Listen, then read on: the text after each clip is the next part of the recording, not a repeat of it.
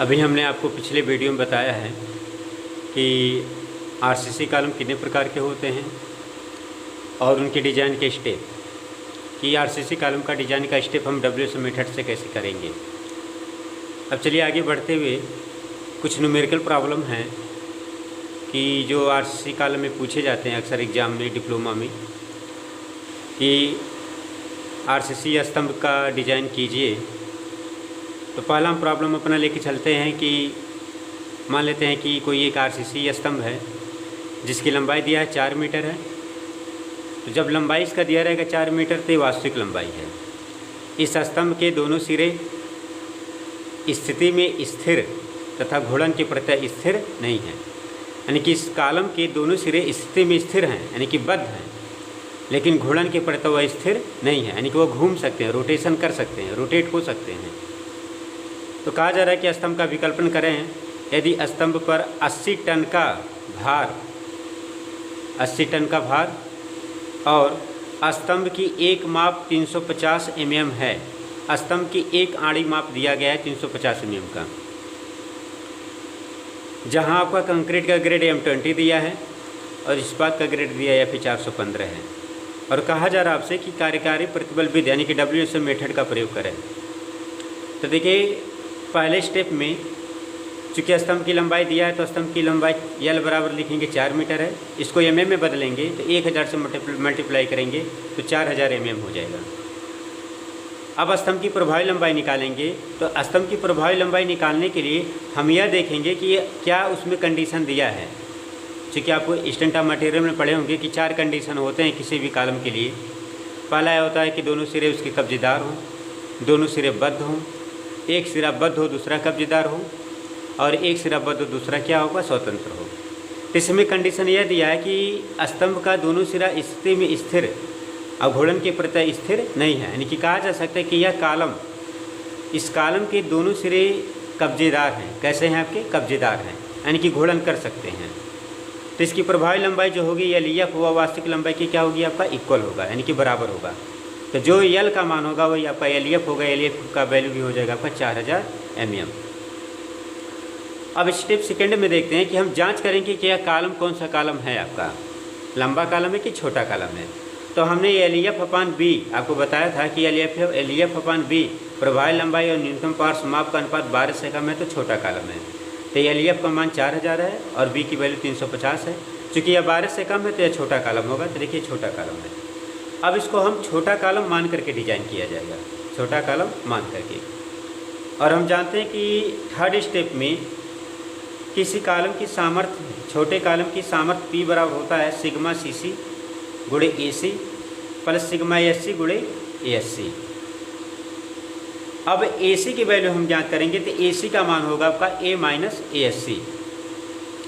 अब AC की value यहाँ पे पुटअप करेंगे तो P की वैल्यू हो जाएगा, नया P की वैल्यू जो जनरेट होगा आपका sigma CC A minus ASC plus sigma SC गुणे ASC।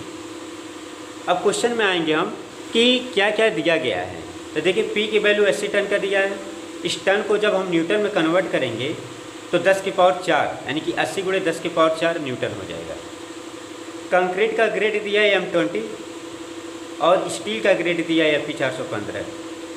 तो आइए हम आपको यहाँ पे समझा देते हैं कि M20 अगर कंक्रीट के लिए दिया गया है तो यह आपका M का मतलब होता है मिक्स, और 20 क्या है, उस कंक्रीट की अभिलाक्षणिक सामर्थ्य यानी कि 20 न्यूटन प्रति mm स्क्वायर। और हमें कौन सा प्रतिबल चाहिए, उसमें अनुज्ञेय परमिजिबल स्ट्रेस चाहिए। तो इस अभिलाक्षणिक सामर्थ्य को परमिजिबल स्ट्रेस अभिलाक्षणिक सामर्थ्य को हम अनुज्ञेय प्रतिबल में बदलेंगे तो कंक्रीट के लिए एक सेफ्टी फैक्टर लिया जाता है 3 से डिवाइड करेंगे तो 20/3, तो 20/3 की वैल्यू हो जाएगा आपका 7 न्यूटन प्रति mm स्क्वायर। अब सिग्मा CC का मान सिग्मा CC से 20% कम होता है। अब सिग्मा CC क्या है, सिग्मा CC जो होता है यह सीधा प्रतिबल होता है, यानी कि जो बीम में प्रतिबल आता है वह बेंडिंग आता है, लेकिन कॉलम में प्रतिबल जो होते हैं वह सीधे होते हैं, सीधा प्रतिबल उसको कहा जाता है। तो सिग्मा CC का मान हमेशा बेंडिंग से 20% कम होना चाहिए।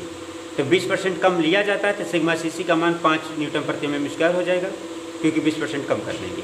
इसी प्रकार इस्पात का ग्रेड दिया है FE 415, तो सिग्मा SB का मान हो जाएगा आपका, अगर उसमें पढ़े होंगे आप लोग बीम में, तो सिग्मा एस भी बराबर हो जाएगा 415/1.78। अब यहाँ से वैल्यू हम निकालेंगे 230 न्यूटन प्रति एम स्क्वायर, लेकिन हमें कॉलम के लिए चाहिए तो सिग्मा एस सी, इसको बोलते हैं सिग्मा एस सी, यानी कि इसको कहा जा सकता है कॉलम में प्रतिबल, कौन सा प्रतिबल आपका आया है, स्टील, यानी कि जो स्टील आपका डाला गया उसमें संपीड़न प्रतिबल आपका, कॉलम में संपीड़न प्रतिबल, तो यह हो जाएगा आपका 190 न्यूटन प्रति एम स्क्वायर हो जाएगा आपका। तो यहाँ से वैल्यू हम दोनों पुटअप कर लेंगे, सिग्मा सी सी का मान 5 और सिग्मा एस सी का मान 190। अगर यहाँ पे हम 15 ग्रेड की कंक्रीट होती तो 15/3 करते तो 5 आ जाता।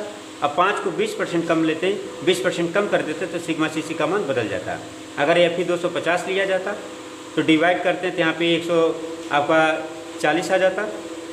अब उसको हम क्या करते हैं, 20% कम करते हैं तो यहाँ पे वैल्यू आपका बदल जाता है 130 न्यूटन प्रति एम स्क्वायर।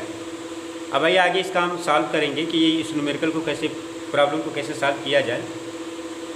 अगले स्टेप में आते हैं कि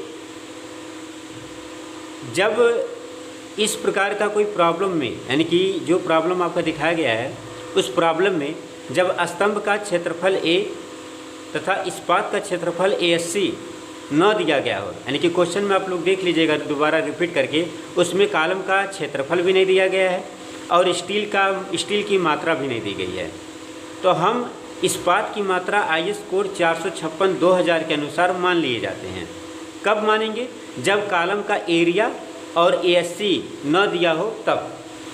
तो IS कोड 456/2000 के अनुसार इस्पात की न्यूनतम मात्रा, अभी हम आपको पिछले वीडियो में बताएं 0.8%, इस्पात की अधिकतम मात्रा 6%, किसका, कॉलम के क्षेत्रफल का। तो हम इस्पात की जो मात्रा समानता लेते हैं 2% लेते हैं, क्योंकि यह मध्यम प्रकार का आपका है कॉलम, यानी कि कहा जा सकता है ना ज़्यादा हैवी कॉलम है और ना ज़्यादा आपका लो कॉलम है, तो बीच का कॉलम है आपका, तो कहा जा सकता है लोड के अनुसार इसको लिया जाता है, यानी कि लोड कम आ रहा है तो हम कहेंगे कि 2% लेने पर, तो ASC का मान ले लेंगे 2%। अब ASC का मान 2% को जब हम इसको डिवाइड करेंगे तो ASC का मान 0.02 गुणे ए क्या है, कॉलम का एरिया है।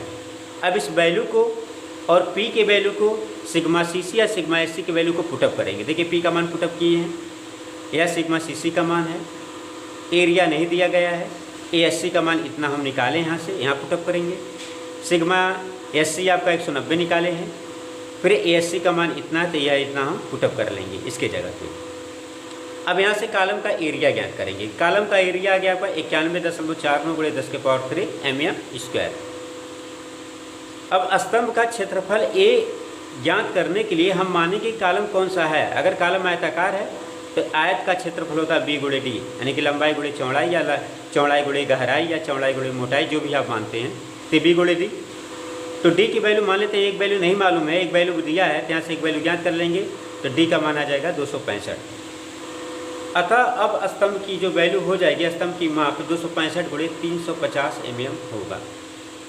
अब आगे बढ़ते हैं स्टेप 5 में, 5वें स्टेप में।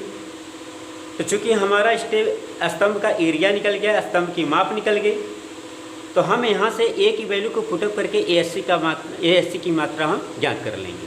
तो ASC का मान ज्ञात करने के लिए 0.02 गुणे A, ये फार्मूला आपका है, अभी आपको इसके पहले बताए हैं।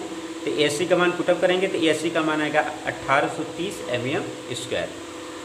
अब आप अपने हिसाब से छड़ों की संख्या ज्ञात करने के लिए आप किसी एक छड़ का व्यास मान लेंगे। तो आपको बताएं कि कॉलम में लांबिक छड़ के रूप में जो व्यास माने जाते हैं वह 16 mm से लेकर के आपका 40 mm तक लिया जाता है। तो हम मान लें कि माना कॉलम में 20 mm व्यास का छड़ लगाने पर, अगर 20 mm व्यास का छड़ लगा रहे हैं तो एक छड़ का क्षेत्रफल 80 निकालेंगे तो 80 बराबर हो जाएगा π/4 गुणे 20 का स्क्वायर। तो π/4 गुणे 20 का स्क्वायर, तो ये वैल्यू आ जाएगा, एक छड़ का क्षेत्रफल 314 mm स्क्वायर हो जाएगा। अब देखिए अगले स्टेप में हम पहुँचते हैं।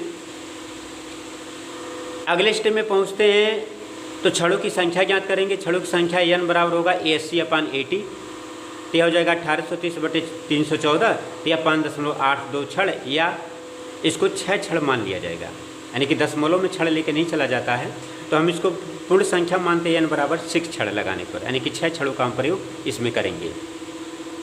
अब अगले स्टेप में, 6वें स्टेप में हम आते हैं कि जब हम कॉलम में छड़ लगाएंगे तो छड़ को बांधा जाता है, तो बांधेगी किससे? टाई छड़ से, या इसको कहते हैं पार्श्व छड़। तो टाई बार से अगर बांधा जाएगा तो कितने डाया का लिया जाएगा, यह निर्भर करता है। तो टाई छड़ का डाया निर्भर करता है मुख्य छड़ के व्यास पर या 8 mm। तो IS कोड 456/2000 ने बताया कि आप टाई छड़ का व्यास इन दोनों में जो अधिकतम होगा वही आप प्रयोग करेंगे, यानी कि दोनों में जो अधिक हो। तो कौन सा अधिक आपका? 8 mm, क्योंकि हम जानते हैं 5/4 मुख्य छड़ का व्यास 20 है, बटे 4 करेंगे तो 5 mm है। तो यह वैल्यू कम है लेकिन यह वैल्यू क्या है? ज़्यादा है। तो यह ज़्यादा तो इनका हम प्रयोग करेंगे इसी का। अब आइए हम अगले स्टेप में चलते हैं। 7वें स्टेप में हम कॉलम का अंतराल और पिच ज्ञात करेंगे कि जब हम छड़ लगाए टाई बार का प्रयोग करेंगे तो टाई बार कितने दूरी पे आपका लगाया जाएगा, यानी कि जो आपका यह टाई बार आपका लगाया गया है, यह बार यह सब टाई बार है, तो यह कितने दूरी पे लगाया जाएगा? तो जितने दूरी पे लगाया जाएगा उसी कहते हैं पिच या अंतराल। तो पिच या अंतराल ज्ञात करेंगे तो स्तंभ की न्यूनतम पार्श्व माप 265 है। दूसरा पॉइंट है 16 फाई, जहाँ फाई है मुख्य छड़ का व्यास, तो 16 × 20 करेंगे तो 320 आ जाएगा। और तीसरा पॉइंट है 300 mm सेंटर टू सेंटर। तो इन तीनों में जो कम हो तो सबसे कम कौन सा है आपका?